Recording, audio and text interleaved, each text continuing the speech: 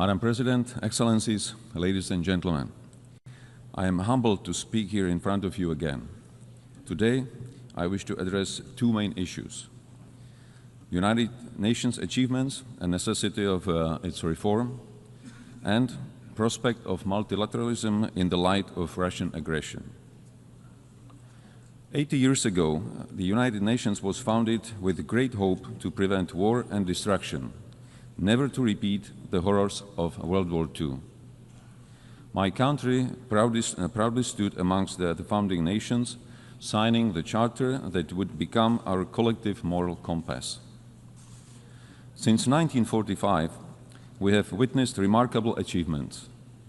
The United Nations helped to prevent another full-scale world conflict.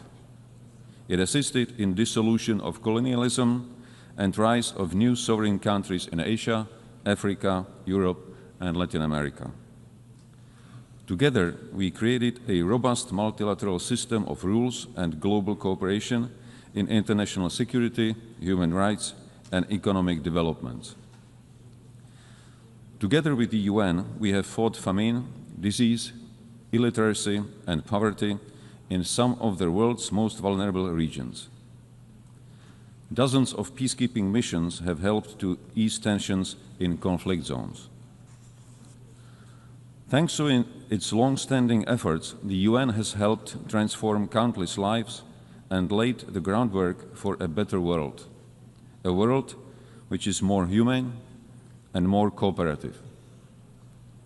It provided a platform where even the smallest nations can speak out and be heard.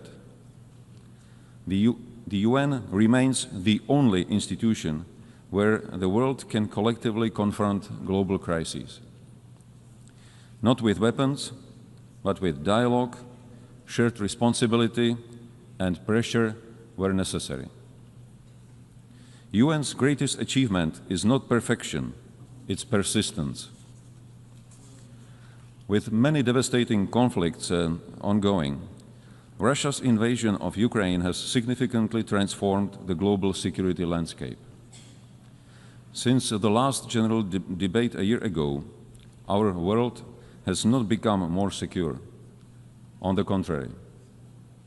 In the game of smoke and mirrors, Russia continues targeting civilians, civilian infrastructure, foreign diplomatic missions, and most recently, even our neighboring country, Poland.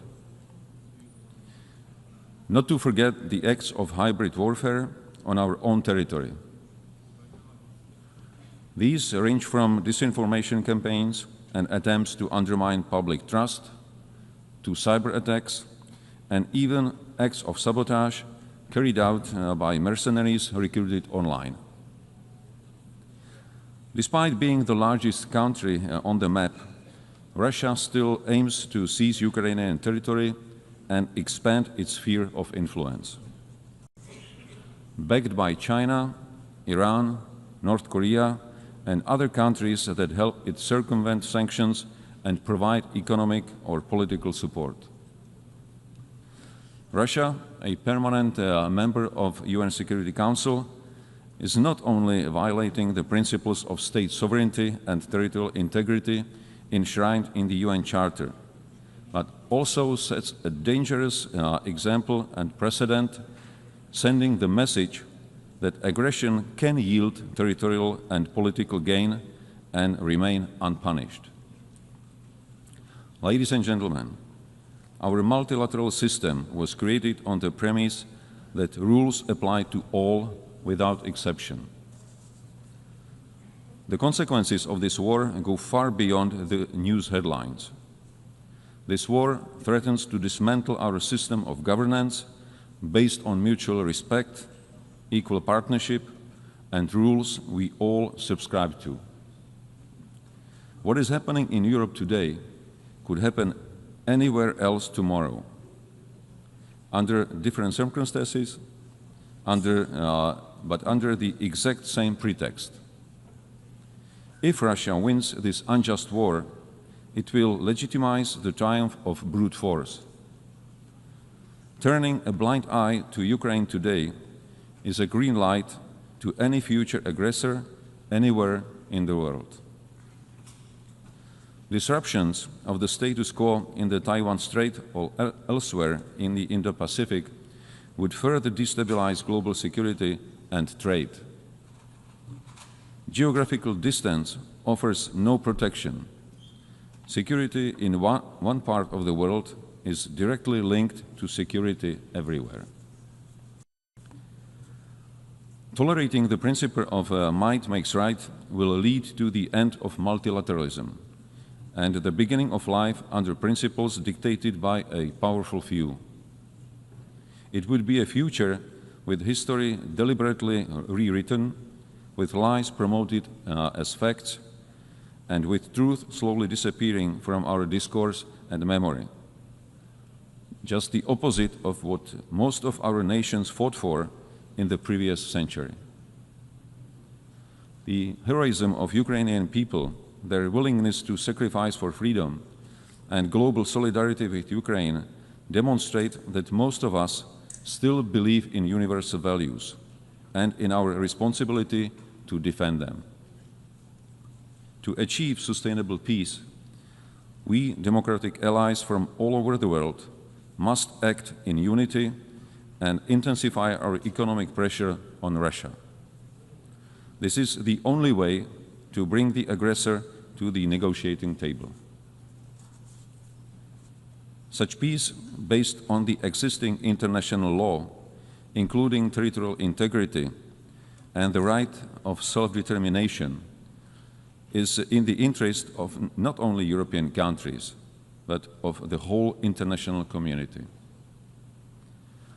Any future peace agreement must send a clear message worldwide that aggressor must not be rewarded and borders cannot be changed by force. Ladies and gentlemen, the structure of the UN was based on the outcome of the World War II. Today, one of the UN Security Council permanent members is waging a ruthless war while obstructing any constructive solutions put forward. It is in light of these new geopolitical realities that we need a strong and effective UN system capable of responding to today's global challenges, from security threats and climate change to rapid evolution of new technologies. Otherwise, we risk sliding into a world that is more fragmented, more dangerous, and far less predictable. Czechia welcomes the UN initiative and the commitments in the Pact for Future. Yet these ambitions stand in stark contrast with today's reality. In the light of Russian aggression against Ukraine, the UN Security Council is currently failing its purpose and mission. Therefore, we advocate for a comprehensive reform of the UN Security Council for greater effectiveness, inclusiveness, transparency, and accountability, with the aim to honor the principles of the UN Charter and to strengthen the voice of underrepresented regions. Freedom and human rights are not granted entitlements. They are hard-won principles that must be cherished and protected. Security Council membership should not be seen as a matter of prestige or privilege, but above all, a responsibility to defend global peace. That's why Czechia is seeking a non-permanent seat on the UN Security Council for the term 2032-33, with a clear commitment to uphold the rules-based international order. We cannot afford to have the UN paralyzed or blocked in its ability to respond to crises and challenges. Current urgent crises are already consuming too much of our attention and resources at the expense of other major, equally pressing issues. Madam President, ladies and gentlemen, as I mentioned in the beginning of my speech, the UN significantly improved the quality of life of billions, including through access to education, healthcare, and services.